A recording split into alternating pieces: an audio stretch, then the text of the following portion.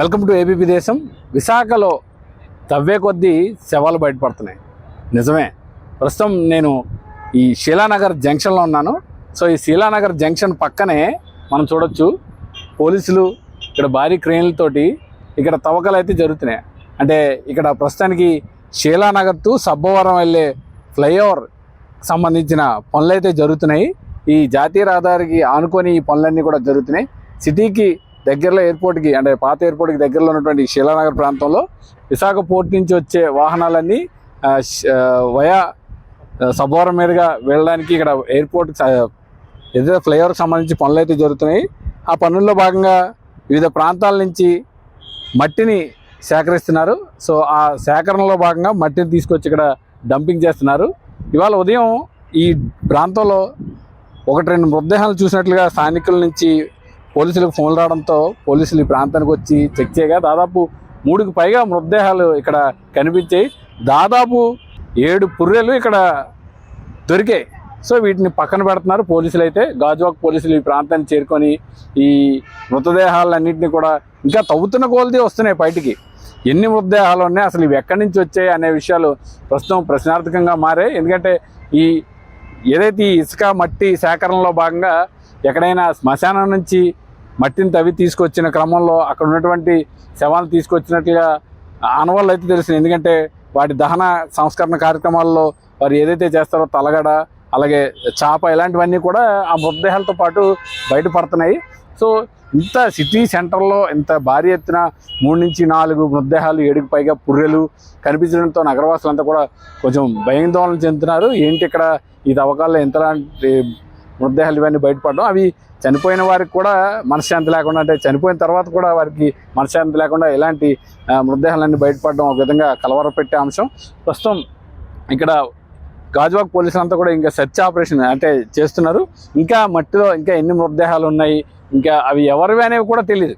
మరొక పెద్ద మైనస్ ఏంటంటే ఆ మృతదేహాలు ఎవరివి, వాళ్ళ కుటుంబీకులు ఎవరు, వాళ్ళేమో దాన సంస్కారాలు చేసి ఇంటికి వెళ్ళిపోతారు, మళ్ళీ సంవత్సరానికి వస్తారు. కానీ అప్పుడు ఈ మృతదేహాలు వాళ్ళకి అక్కడ లభించవు.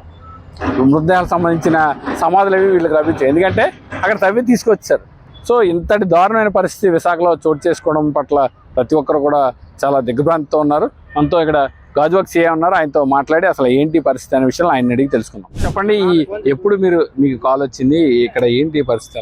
ఈ రోజు ఉదయం అండి మన 112కి కాల్ రావడం జరిగింది. వెంటనే మాకు సమాచారం అందింది ఎక్కడైతే మృతదేహాలు ఉన్నాయని చెప్పేసి కలకలం అని అన్నారు.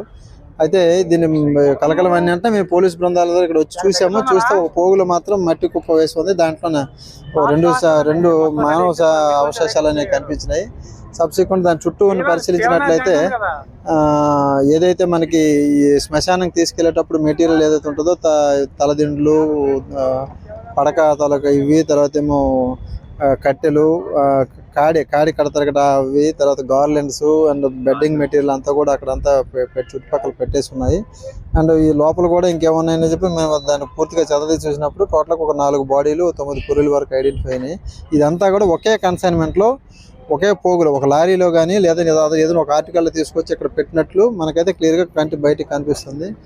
శవాలన్నీ ఉన్నాయి కాబట్టి రాత్రిపూట వచ్చినట్టు మనకు తెలుస్తుంది. ఈ రాత్రిపూట శ్మశానంలో ఎక్కడైనా తవ్వి మట్టిని తీసుకొచ్చి ఇక్కడ డంప్ చేయడం వలన రాత్రిపూట చూసుకోకపోవడం వల్ల ఇక్కడ వెళ్ళేది రేపు అర్లీ మార్నింగ్ ఇటువైపు వచ్చిన వాళ్ళు చూసి ఫోన్ చేసినట్టు మాకు అర్థమవుతుంది. ఏదైతే ఈ శ్మశానం ఎక్కడి నుంచి తీసుకొచ్చిందని ఇంకా ఐడెంటిఫై చేయాల్సి ఉంది, ఏ ఊరు శ్మశానం నుంచి వచ్చిందని చేయాల్సి ఉంది. దీని మీద అందుకని ఒక రిపోర్ట్ తీసుకొని కేసు నమోదు చేసి దర్యాప్తు. ఏ వర్క్ జరుగుతుంది సార్?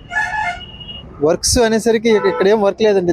ఇక్కడ నుంచి దూరంగా మనం శీలానగర్ నుంచి మన గ్రీన్ ఫీల్డ్ హైవే సబ్బవరం వెళ్ళే గ్రీన్ ఫీల్డ్ హైవే కన్స్ట్రక్షన్స్ అయితే ఇక్కడ దూరం నుంచి నడుస్తున్నాయి.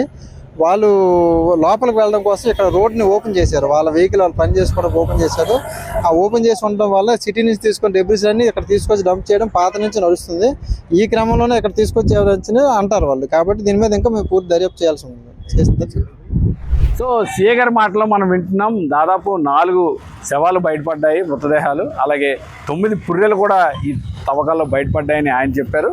కాకపోతే ఈ ఎవరు అనే దాని మీద ఇన్వెస్టిగేషన్ అయితే ఇంకా స్టార్ట్ చేయలేదు. ఎందుకంటే కంప్లైంట్ అయితే సుమోటోగా నమోదు చేశాం, కానీ ఇవి ఎక్కడి నుంచి తీసుకొచ్చారనే విషయాలు అయితే దర్యాప్తు చేయాల్సిన అవసరం ఉంది. ఎందుకంటే అర్ధరాత్రి వేళల్లో ఇక్కడ తీసుకొచ్చి ఏ లారీలోనూ దేంట్లో తీసుకొచ్చి ఇక్కడ డంప్ చేయడం కారణంగా ఇక్కడ స్థానికుల నుంచి వచ్చిన కాల్ ద్వారా మేము ఇక్కడికి వచ్చి చూసినప్పటికీ ఈ మృతదేహాలన్నీ బయటపడుతున్నాయని, ఈ కేవలం ఒక శ్మశాన వాటి నుంచి తెచ్చినవి కావడంతోనే ఇలా బయటపడుతున్నాయని ప్రజలు ఎవరు ఆందోళన చెందాల్సిన అవసరం లేదని అయితే పోలీసులు చెప్తున్న పరిస్థితి. కానీ విశాఖ నగరంలో ఇటువంటి మృతదేహాలు బయటపడడం అనేది తీవ్ర కలకలంగా రేగిందని అయితే చెప్పుకోవచ్చు.